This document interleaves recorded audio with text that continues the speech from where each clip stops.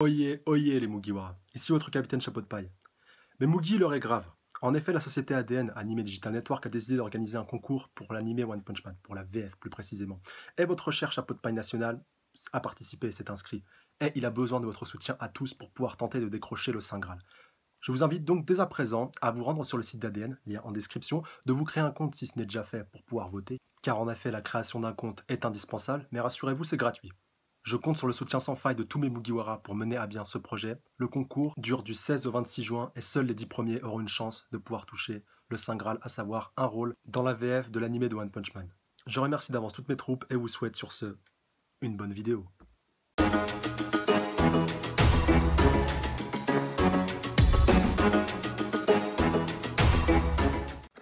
Yo, salut mes petits Mugiwara, c'est Chapeau de Paille, j'espère que vous allez bien. On se retrouve aujourd'hui pour la review du chapitre 359 de HXH. Et bordel, oh lolo. Franchement, s'il y en a un qui a réussi à lire ce chapitre et à tout comprendre, je dis bien tout comprendre du premier coup, franchement, je lui tire mon chapeau. Mais franchement, chapeau bas à toi, mais franchement, ça n'existe pas. À moins de s'appeler Togashi, à moins d'être son assistant, même lui, il a dû s'arracher les cheveux plus d'une fois, mais quel chapitre de ouf. Oh putain. Encore une fois, non mais... Franchement, mais vous voyez, là, franchement, tu compares à Chixage, c'est voilà, niveau complexité, t'as 4000 nœuds, enfin voilà, t'as 4000 nœuds l'un par-dessus de l'autre à défaire et tout pour essayer de comprendre. Fairy Tail, à côté de ça, c'est une corde de lys, tu vois un petit peu la comparaison, enfin non, voilà, c'est une comparaison un petit peu mal placée, puis bon, peut-être insultante pour les fans de Chixage. Non, voilà, vous inquiétez pas, j'aime bien les deux mangas, voilà, même si ça doit un petit peu offusquer ceux qui suivent Chixage, mais bon, il en faut bien pour tous les goûts, puis voilà, j'aime bien beaucoup d'autres mangas aussi qui peuvent être un petit peu plus complexes. Mais là, bordel, oh, j'ai dû passer au moins plus d'une heure à relire, à décrypter, à essayer d'analyser, décortiquer. En plus, ça fait longtemps qu'il y a plein de personnages qu'on n'a pas vu qui vont faire leur réapparition et tout. Putain, je vous jure, mon cerveau là, il a pouf, putain, une vraie cocotte minute, un truc de fou. Et sur encore plus avec ce qu'on apprend au début avec les Zodiacs. Donc on commence directement par là, parce que je pense que ça va être le plus simple, de reprendre les éléments point par point. Donc on apprend tranquillement, alors à moins qu'on le savait déjà avant et que j'ai pas tilté, voilà, avec lors des anciennes réunions des Zodiacs, peut-être que ça a été mentionné et que ça m'a pas fait tilt sur le coup. Excusez-moi. Mais tout simplement que le Black Wall ne fait pas du tout ne va pas du tout en direction du continent obscur, voilà, alors qu'on nous vend ça depuis le début de cette expédition, en plus encore plus avec chapitre 6 qui est le départ, alors que non, vu que dans un premier temps tu vois en plus, je crois que c'est au deuxième étage si je dis pas de bêtises, enfin là où t'as la présentatrice qui montre, voilà, nous nous rendons vers le continent obscur, c'est pas très loin, donc déjà au niveau de la map tu te dis... ouais, Gene Freak, il t'avait montré que le monde actuel qu'on connaissait, il était tout petit, contrairement à l'immensité du monde du continent obscur, alors que là, c'est juste un tout petit continent qui est un petit peu plus au loin. Alors qu'en fait, pas du tout, on va le voir directement après avec la carte des Zodiacs. Il y a donc, en fait, voilà, on va dire le Black Hole se dirige vers un faux continent qu'ils vont faire passer pour le continent obscur, mais bon, pour ne pas aller offusquer les dieux, pour pas mettre les princes en danger, ils vont faire croire que c'est le continent obscur. Bah oui, voilà, faut pas être débile. Mais, par contre, les membres du Zodiac, eux, voilà, c'est vraiment ça, c'est confirmé, puis au moins, ça... Excusez-moi encore une fois. Moi, pour les membres du continent des Zodiac, on pouvait, voilà, c'est quand même, moi, c'est confirmé que eux ne vont pas tomber dans le piège, même si eux aussi vont accoster dans ce feu continent obscur, mais ils vont continuer leur route avec un bateau que Moro aura prévu, aura prévu à cet effet. Pareil donc avec ce que d'autres membres aussi du Zodiac et puis donc d'autres punaises avec d'autres membres aussi affiliés à Netero auront mis en place. Voilà, on va mettre un plan, toute une sorte de micmac en place pour pouvoir arriver à atteindre donc, le continent obscur et que pour ce faire, il va falloir mettre en place pas mal d'autres éléments, mais j'y arrive tout de suite. Et pour ce faire, je vais prendre le chapitre en support parce que ce sera beaucoup plus simple et ça évitera d'être un petit peu embrouillé. Donc je m'excuse encore une fois pour cette utilisation voilà, un petit peu fortuite, mais bon, j'y suis un petit peu contraint. Donc on apprend donc une dénommée donc Tokriarin, donc qui a à peu près la même capacité que Knorr, voilà, donc l'autre disciple de Leto, enfin le disciple de Théo, on a eu à l'appel, mais voilà, parmi les plus importants, on a Nov, et puis on a aussi, enfin Nov ou Novu, vous l'appelez comme vous voulez, puis on a Moro ou Morel, voilà, moi je l'ai plus lu Moro, donc c'est pour ça que je suis plus habitué à ça. Même si les deux sont pas présents, donc voilà, peut-être qu'ils vont très certainement se pointer grâce à la capacité de Nov de pouvoir donc un petit peu se téléporter, voilà, grâce à sa capacité un peu cache-cache avec le manoir, donc voilà, avec les portails qui peut ouvrir, donc capacité qui est pas mal pétée, et donc qui est, voilà, après, voilà, ça me permet de partir un petit peu dans les spéculations et les théories, mais qui nous permet de voir et d'apprendre qu'il va y avoir beaucoup de possibilités de pouvoir atteindre le continent des ténèbres, voilà, peut-être pas, ouais, de pouvoir progresser sans être forcément monté à bord du Black Hole. Enfin, là, imaginez que Gon, Killua, on va dire pas mal de monde, voire même la brigade fantôme, arrive à corrompre Nov, voire même que Kuroro arrive à récupérer la capacité de, voilà, le naine de Nov. Enfin, là, imaginez, ce serait juste complètement pété, complètement ouf. Putain, mais il peut ramener toute la brigade, on va dire, en continent obscur, sauf s'il est déjà à bord du Black Hole. Voilà, après ça, on peut encore théoriser et puis spéculer à mort par rapport à tout ça. Mais en tout cas, voilà, quoi qu'il en soit, les portes voilà, d'entrée et de sortie, enfin plus d'entrée en l'occurrence, sont pas mal ouvertes pour pouvoir atteindre donc, le continent obscur. Et puis voilà, peut-être déjà dans un premier temps, on va dire le Black Wall.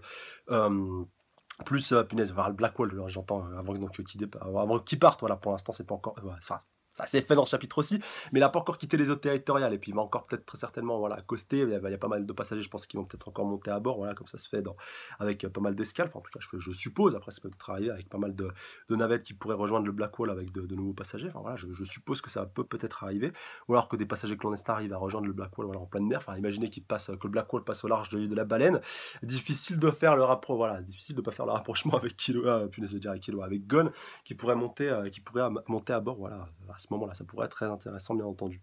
Et donc, alors avec les Zodiacs, voilà, parce que c'est quand même le point un petit peu central de ce chapitre aussi, vu qu'on va un petit peu regarder différentes positions des autres, voilà, quand tu vois quand même qu'il y en a 3 qui sont bloqués à la gare de Beyond Netelo, tu vois que c'est un petit peu abusé, voilà, même si Beyond Netelo, je pense qu'il pourrait éclater les 3 sans trop forcer, non, je déconne un petit peu, je pense qu'il galérait quand même, mais franchement, je le verrais quand même gagnant, mais bon, voilà, il est enchaîné, tranquille, les autres, bon, voilà, ils sont tranquilles, ils veillent quand même un petit peu au grain, mais comme il le précise eux-mêmes, avec Jack, avec tous les débordements qu'il y a, comme Misa nous l'avait appris, enfin l'avait appris, Kurapika nous l'avait appris par la même occasion au chapitre précédent, mettre 3 membres des Zodiacs juste à la garde, voilà, juste pour affecter à la garde de Beyond Netero, et donc qui pendant ce temps-là bah, joue aux cartes un petit peu en mode tranquille pépère, bah, c'est un petit peu réducteur, et puis du coup bah, voilà, t'as déjà peu de force en présence, t'es déjà un petit peu en sous-effectif. Et le fait d'encore plus de mettre un petit peu un sureffectif sur, bon, certes sur une personne assez importante, bah, c'est un petit peu rédhibitoire et un petit peu contre-productif si vous voulez en soi. Donc voilà, ça c'est quand même assez intéressant. Et juste un dernier point voilà, par rapport aux Zodiacs, en tout cas par rapport au plan, on va dire, d'organisation, parce que c'est vrai que c'est un petit peu le point important que j'avais totalement oublié, j'ai oublié de le développer, voilà, je l'ai abordé, mais il faut quand même que je le termine. Par rapport donc aux Zodiacs au début de chapitre, voilà, donc sur cette page 2 qui m'a fait tirer des cheveux pendant pas mal de temps, le temps que je comprenne un petit peu ce qui se passe, n'est-ce pas? Donc par rapport au fait que le plan donc, initial, voilà, c'est d'accoster au fond continent obscur, donc tout le monde va atterrir là-bas, donc surtout l'essentiel des princes, donc là on va dire, ou le Battle Royale, surtout qu'il va y avoir l'expression qui va être mentionnée après dans le chapitre, voilà, j'ai beaucoup aimé ce clin d'œil, donc là où le Battle Royale va très certainement se terminer, voire continuer puis se terminer, si c'est pas terminé en pleine mer, parce que 2 mois c'est quand même long.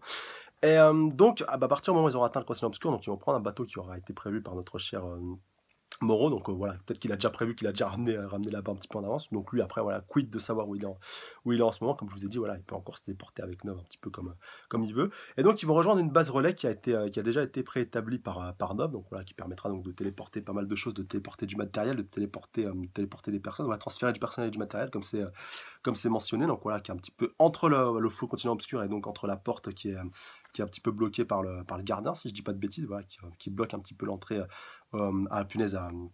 aux eaux du continent maudit, voilà, puis donc qui est un petit peu l'entrée au continent maudit qui lui se trouve un petit peu plus loin, voilà, en l'occurrence il y a encore pas mal de trottes, donc voilà, vu que pour l'instant il se trouve que dans les eaux inexplorées, enfin non, pas encore, il se trouve dans les eaux maritimes internationales, après il y a les eaux inexplorées, et puis enfin tu as les eaux donc, du continent maudit, et qui sont donc séparées par les eaux limitrophes, donc voilà, ça te fait un petit peu comme Calbet avec Grand Knight dans One Piece, voilà, toi-même tu sais. Donc, et puis donc voilà, par rapport à ces différents points qui ont été pas mal agencés, puis donc clarifiés dans ce chapitre-ci, et donc qui nous annonce que les Zodiacs voilà, sont en train de mettre en place les différents plans, et que donc ils ont recruté un nouveau membre qui apparaît donc dans ce chapitre-ci, donc Tokia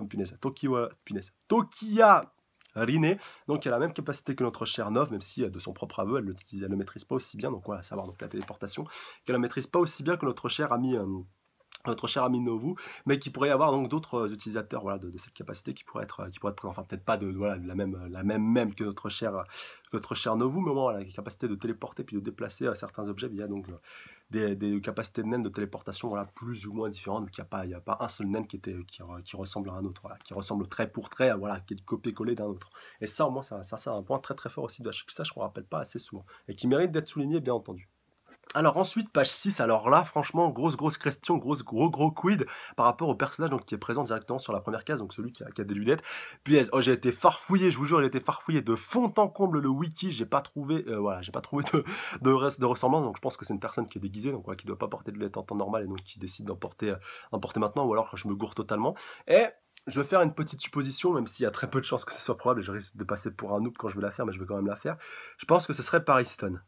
Mais ça m'étonnerait. Enfin, je pense que Pariston est quand même à bord du Black Hole. De toute façon, on fera son apparence tôt ou tard comme Jean Freaks. Mais vu que tous les Zodiacs sont apparus et puis que Pariston est un ancien Zodiac, tu vois, tu peux faire un petit peu un lien assez intéressant par rapport à chapitre, même si, ouais, non, il y a très peu de chances que ce soit le cas. Et donc, bah, je vous demande à vous, surtout les puristes dans les commentaires, de me dire qui est cette personne, parce que bordel, ça me triture l'esprit. Et c'est le seul point vraiment auquel j'ai pas trouvé de réponse et qui a fait que j'ai mis autant de temps à faire cette review et puis à la préparer. Par contre, un point important par rapport justement à cette page 6, c'est que je crois bien que notre petit Miluki Zoldyck, voilà, donc à savoir le petit frère donc, de Ilubi, puis le grand frère de Killua, est présent, et donc voilà, on le voit même allongé puis sur son lit, voilà, avec sa gueule assez reconnaissable, donc qui a l'air d'être présent donc, sur le Black Hole, et donc il pourra avoir un rôle assez intéressant une fois le moment venu.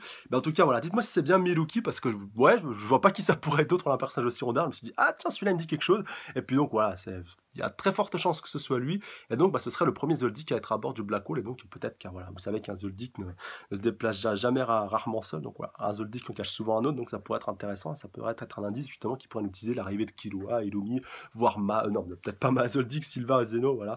Ma Zoldyck, Marc, pourquoi pas. Ouais, enfin, ça serait intéressant. Ma Zoldyck avec Beyond Netero, voire même Pariston et puis Jean Freaks, dans le continent des ténèbres. Mais en tout cas, voilà, ça vous fait pas mal de possibilités. Et bah, donc, bah, ça sera assez intéressant de voir qui sont donc ces fameux personnages qui se trouvent page 6, voilà, qui ont l'air d'être retranchés un petit peu dans une cabine, voilà, un petit peu en train de changer, d'être en mode penseur. Donc dites-moi pour vous qui est ce personnage à lunettes, et surtout est-ce que c'est bien Miluki qui est présent donc, sur une couchette, voilà, en train de dialoguer et interagir avec ce fameux personnage mystère. Un petit indice pour vous aider, on sait qu'il est le secrétaire adjoint général, donc ouais, on va dire un petit peu de cette organisation, de ce qui est un petit peu en train de se passer à l'heure actuelle. Donc voilà, par rapport à tout ce qui se rapporte justement aux ruines et puis au labyrinthe des anciennes civilisations. Donc ça aussi, ça pourrait être assez intéressant, donc voilà, pour pouvoir arriver à le déchiffrer. Et on sait aussi qu'il bénéficie, donc ça justement, ça a l'air d'être Miluki qui le mentionne, qu'il a l'air donc qu'il est donc à la fois le témoin et le soutien par excellence des projets de Beyond Netero. Donc voilà, je suis quand même allé farfouiller pour voir qui pourrait être affilié de près ou de loin à Beyond Netero.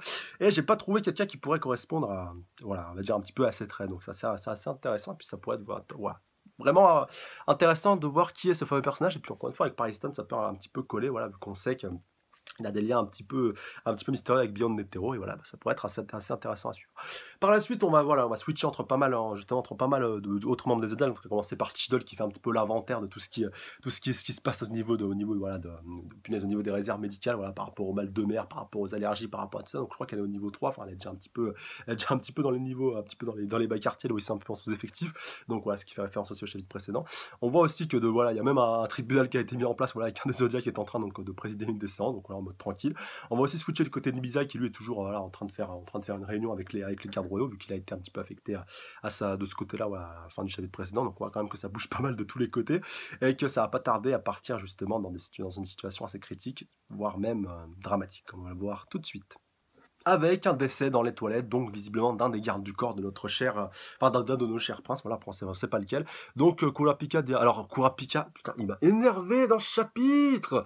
Mais le mec, qu'est-ce que tu vas parler de naine? Le naine, punaise, mais surtout qu'il y a pratiquement aucun hunter, voilà, on va dire de manière officielle, voilà, par bien entendu les Zodiacs, mais t'as pas les Zodiacs qui vont pas aller gueuler sur tous les toits voilà, qui sont des utilisateurs de naine. Ouais, je suis un utilisateur de naine, ouais, je possède des capacités un petit peu complètement cheatées qui m'offrent pas mal de possibilités. Direct lui dit qui est un utilisateur de naine, qui maîtrise le naine ici, qui sait quel naine. Donc déjà il se crame directement lui par rapport au fait qu'il maîtrise le naine. Bon voilà, déjà ça c'est pas très fut.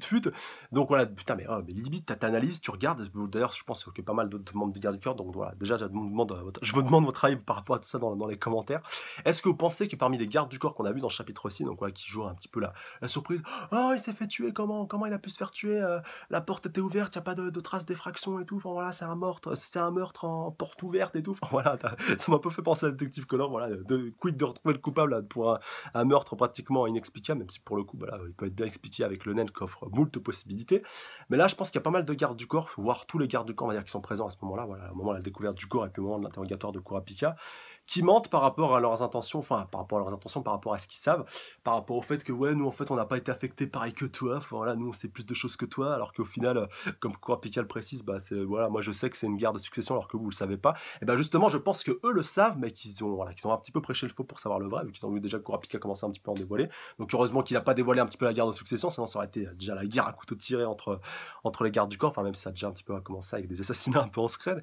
Mais voilà, en tout cas, j'ai pas du tout aimé Kurapika qui se crame directement, même si à la fin, bon, il va quand même reprendre un petit peu du poil de la bête, et il va reprendre un petit peu la situation en main, mais quand même, putain, quand même, le mec, il dévoile un petit peu ses atouts. Enfin, en plus, à la fin, voilà, peut-être que ça va être contre-productif au final, donc il faut quand même un petit peu se méfier.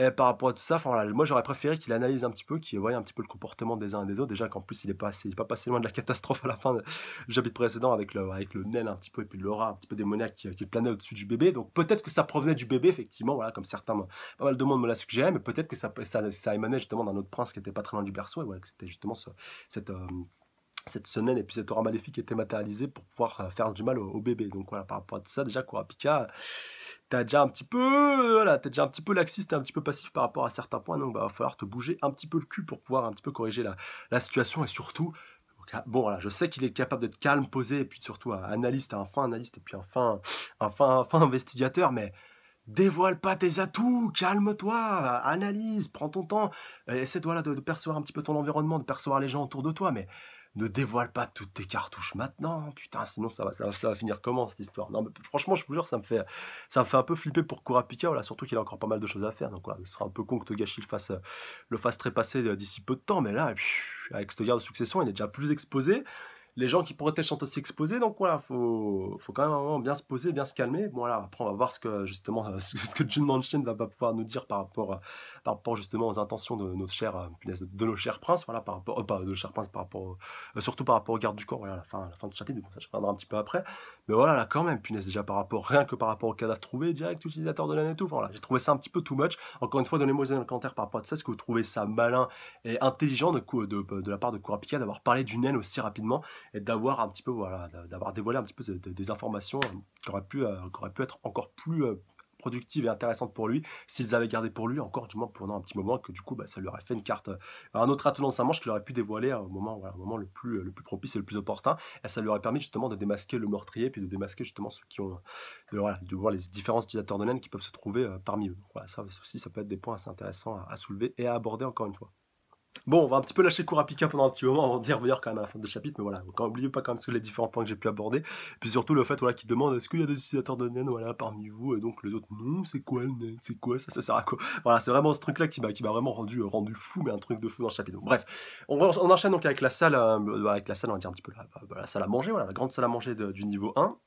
Donc là où tous les princes et princesses un petit peu switch, voilà, un petit peu avec tout le système et le service qui a été mis en place, que aucun prince ne croise un autre prince, on est au niveau, voilà, en étant à table en même temps, voilà, pour éviter tout risque un petit peu inconsidéré, voilà, le fait aussi que les princes et princesses repartent un petit peu chacun leur tour et tout, enfin voilà, ça c'était assez ouf. Et le premier prince qui dit putain, les gens ici qui se doutent pas que c'est moi le légitime héritier, mais je vais tout y buter, je vais tout y massacrer. Je vous jure, quand il a dit ça, le prince, je me suis dit mais putain, ça se trouve ça va être le premier à passer à la casserole, il va rien voir venir, ça va être épique, surtout voilà, un petit peu le style que Togashi a voulu appliquer à ce moment-là.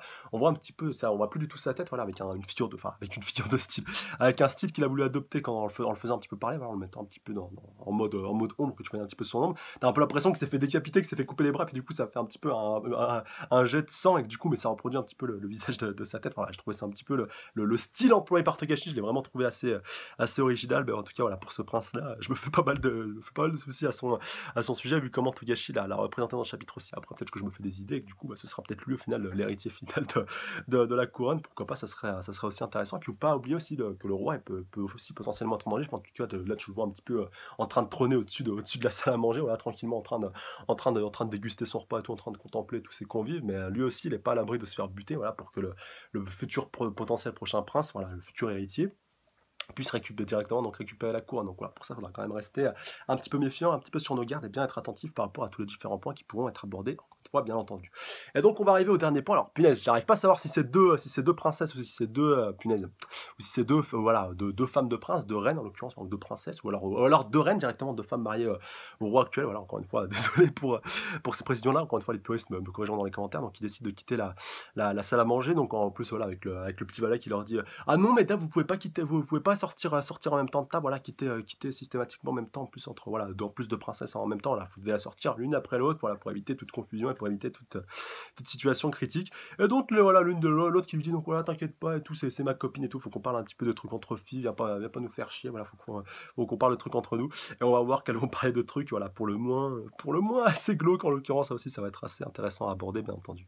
Autant pour moi, ce sont des princesses. Bon, voilà, au moins, je me suis un petit peu renseigné, au moins, comme ça m'évite d'être un petit peu trop approximatif. Et donc, bah ouais, elles aussi qui peuvent rentrer dans la ligne de succession. Enfin, imaginez qu'au final, ce soit les deux dernières survivantes qu'elles butent tous leurs frères et sœurs, enfin, tous leurs demi-frères, en l'occurrence, tous leurs demi-frères. Et puis qu'au final, t'es plus que les deux sœurs. Et puis qu'après, elles se fassent un petit peu la guerre entre elles. D'ailleurs, en plus, on voit qu'à un moment, Kachu essaie voilà, de dire ça un petit peu à sa frangine et tout, voilà, que ça risque vraiment d'être le gros bordel et tout, qu'il faudrait mieux qu'elle soit sur ses gardes, voilà, qu'on a un petit peu observé et tout, enfin, voilà, que ça va vraiment être une guerre à couteau tiré, que ça va, voilà, donc voilà, souris et tout, voilà, souris un petit peu devant tout le monde, même si par derrière, voilà, t'as vraiment des intentions des plus malsaines, des plus mauvaises, enfin, en tout cas, t'as un petit peu le jour et la nuit, et le plus ouf aussi, c'est qu'en plus, voilà, bon, t'as une qui a les cheveux blancs, alors, un petit peu gris, alors, voilà, on sait pas encore quelle couleur ça correspondra dans l'animé, une qui a les cheveux blancs, une qui a les cheveux noirs, celle qui a les cheveux blancs, c'est la plus perverse, c'est la plus mauvaise, celle qui a les cheveux noirs, on va dire, c'est la plus gentille, voilà, on va dire, c'est un petit peu, c'est la plus calme, c'est la plus light, donc ça aussi, c'était pas mal, cette opposition entre les deux, cette opposition de style entre rien qu'entre deux frangines, donc imaginez entre tous les frangins et toutes les frangines confondues, voilà,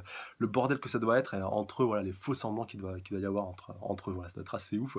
Et déjà qu'en plus, un corps partant, même voilà, on va dire un petit peu les officiels, dire oh super, on va peut-être avoir deux rois, finalement, c'est beau de voir, voilà, deux princesses qui s'entendent si bien, voilà, enfin, c'était c'était vraiment pas mal tout ce jeu du prix et tout ce monde un petit peu de faux semblants, voilà, et de paraître encore une fois. Mais ça, franchement, ça va être assez redondant dans ce chapitre, ça va vraiment être appréciable, mais à un point, mais vous pouvez même pas imaginer, voilà, avec tous les faux discours, vraiment, tout va être placé sous le signe du faux, vraiment. Tout ce qu'on va nous montrer, limite, j'ai l'impression que ça, voilà, ça pourrait avoir moult interprétations possibles et que, voilà, que de l'interprétation, on va dire, la plus plausible, ce sera pas celle-là, ce sera toujours une interprétation un peu plus sombre, un peu plus obscure, avec une intention beaucoup plus basse, beaucoup plus sournoise et beaucoup plus sinistre, cachée et dissimulée par derrière, qui n'apparaîtra qu'au dernier moment. Et ça, franchement, mais ça va être juste le panard, mais taille maximale, ça va être un truc de fou. Et donc encore plus, bah du coup avec voilà, le point important que j'oublie tout le temps le principal, voilà, dans ce chapitre aussi, avec Kachu-sama, donc qui fait la proposition à sa frangine, voilà, de buter tous les princes, puis qu'au final, t'inquiète pas, à la fin, je demanderai à papa de t'épargner, putain, limite, mais pourquoi tu lui dis ça, enfin voilà, parce que tu sais forcément que tu vas pas le faire, enfin voilà, de quoi tu vas l'épargner, tu vas la foutre en prison, bon voilà, ça pourrait être pas mal, au final, t'as la grosse perverse, et puis t'as la petite gamine un petit peu qui dit, ouais, d'accord, et tout, puis même sa frangine qui dit, putain, ne m'appelle pas comme ça en public, et tout, tu vas me faire cramer, et tout, voilà, parce qu'il y a les gardes qui rôde autour, voilà, s'il découvre son identité, mais franchement, mais les possibilités que cet arc offre, mais mes enfants, mais ça va être épique, franchement, mais ça va être ouf, franchement, je le sens, mais voilà, je le sens gros comme une maison, là. Tu vois, encore une fois, tous les différents pions sont en train d'être disposés. Là, ce coup-ci, on a vu la disposition des Zodiacs, mais on a vu aussi la disposition de nouvelles princesses. Il y a déjà des meurtres, il y a des jugements qui sont en cours, mais oh là là, mais ça va être tellement épique la suite. Mais j'ose même pas imaginer les possibilités qui s'offrent à Togashi. Mais franchement, mais Togashi, mais bel paquet, parce que là, rien que pour la traverser, t'as de quoi faire, t'as de quoi faire un arc mais magistral et vraiment marquant et unique. Enfin voilà, un arc épique, enfin, mais tout simplement. Mais ça va être ouf, ça va être ouf, ça va être ouf. Bon, et pour terminer ce chapitre avec pas mal de points, donc désolé pour la review qui a vraiment été longue et vraiment assez laborieuse à préparer, je vous jure que ça a vraiment été le bordel, mais on arrive tranquillement sur la fin. Donc pour terminer par rapport à la princesse Kachu, donc voilà, bon, on apprend qu'elle a été affectée à Senritsu, donc Senritsu qui a tout entendu de sa discussion avec sa soeur, donc ça aussi assez intéressant si Senritsu peut le rapporter un petit peu plus tard à Kurapika, voilà, par rapport aux différents points qui vont être mis en place, voilà, au moins c'est pas tombé dans l'oreille d'un sourd, enfin d'une sourde en l'occurrence, et puis on voit même justement que Kachu demande à est-ce qu'on la dégage, voilà, cette chose hideuse, donc je pense pas qu'elle parle de Senritsu ou qu'elle parle de la fondation RG, voilà, qu'elle me dégage cette chose horrible, et donc même Senritsu qui se fait la réflexion, qui se dit mais cette personne est vraiment odieuse, voilà, sa personnalité est vraiment complètement ouf, voilà, c'est une vraie focus, c'est une vraie manipulatrice, c'est un truc de fou, donc je vais devoir quand même bien m'en méfier. Et enfin ça va nous permettre de switcher sur Kurapika, de revenir dessus, et là Kurapika il va péter un câble, parce que là en plus il était en train d'accompagner la reine Ohito avec avec le petit prince sûrement à ses appartements, peut-être où il l'accompagne à la salle à manger, je sais pas justement où est-ce que ça se situe au niveau du bateau. Quoi qu'il en soit, ils arrivent dans un long couloir et là, plein de gardes, un nombre incalculable de gardes qui se sont fait massacrer, qui se sont fait buter. Et là, Kurapika, il en peut plus, il prend tous les gardes qui sont présents autour de lui, enfin sûrement ceux qui lui ont monté tout à l'heure. Et là, il balance donc les Dowsing Chain, donc chaîne de l'annulaire. Chaîne de l'annulaire, hein, j'ai pas fait un fuck, hein, pour ceux qui se posent la question, c'est bien l'annulaire. Hein. Bon, pour jeu de chaîne, je sais pas encore ce que je ferai, peut-être je le ferai comme ça. Mais voilà. Au moins, donc Dowsing Chain, et puis maintenant, il va être fixé, il saura donc s'il ment ou pas, et puis voilà, quels sont un petit peu les focus, ceux qui sont, punaise, qui sont ceux qui sont de bonne foi, et surtout ça nous permettra de voir si certains vont pouvoir réussir à contrer justement la capacité, peut-être grâce à leur naine, grâce à son courant, en arrivant à s'échapper. Même si Kurapika, je pense pas qu'il leur laissera cette opportunité, mais j'espère juste qu'il va pas dévoiler ses yeux écarlates, sinon là ils risquent vraiment de se mettre dans une situation très très très critique avec pas mal de monde au dos. Et si Kolo voilà, n'est pas très très loin, voilà, on va dire, n'a pas encore trouvé, au moins là il va pas tarder, je pense, à le retrouver. Enfin, même si je pense qu'il peut le retrouver sans, vu que Kurapika n'est pas grimé. Enfin, là, il porte pas un masque, il est pas maquillé, déguisé. Enfin, peut-être que ça arrivera un peu plus tard, pourquoi pas. Ça pourrait être assez intéressant, là, s'il se fait passer pour mort ou autre. Voilà, encore une fois, ça ouvre toutes les possibilités multiples par rapport à Stark et surtout par rapport au jeu de dupe qui est en train lentement mais sûrement de se mettre en place. Mais au moins, voilà, on va être fixé par rapport aux différents gardes du corps, en tout cas, qui sont présents, vu qu'ils sont pas tous ici.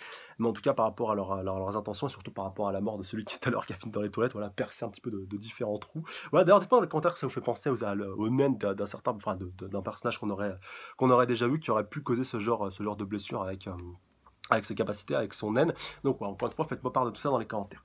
Et donc, comme d'hab, n'hésitez pas à mettre un petit pouce bleu, commenter, partager, surtout vous abonner à la chaîne, c'est pas déjà fait pour plus de reviews. N'hésitez pas à checker la page Facebook, le lien est en description, comme toujours. Encore une fois, un grand merci à vous les abonnés à la fois, les anciens comme les nouveaux, comme les futurs. Force à vous, bien pas vous, vous êtes les bêtes, c'est top et je vous kiffe. Et je vous embrasse très fort. Merci à tous ceux, encore une fois, qui ont voté pour le tirage au sort de One Punch Man. Merci encore une fois de voter vraiment en masse pour qu'on puisse être le plus possible à avoir voté, que je puisse avoir le maximum de votes pour avoir une infime chance de pouvoir réussir à atteindre donc, cet objectif-là, à savoir donc, le rôle, voilà, que je puisse au moins avoir une chance en étant dans les 10 premiers, pour avoir une chance d'avoir ce rôle pour l'anime de One Punch Man. D'ailleurs, le concours se termine dimanche, donc voilà, vraiment, je compte sur votre soutien à tous, c'est partager vraiment à mort, c'est super, hyper important. Et encore une fois, merci.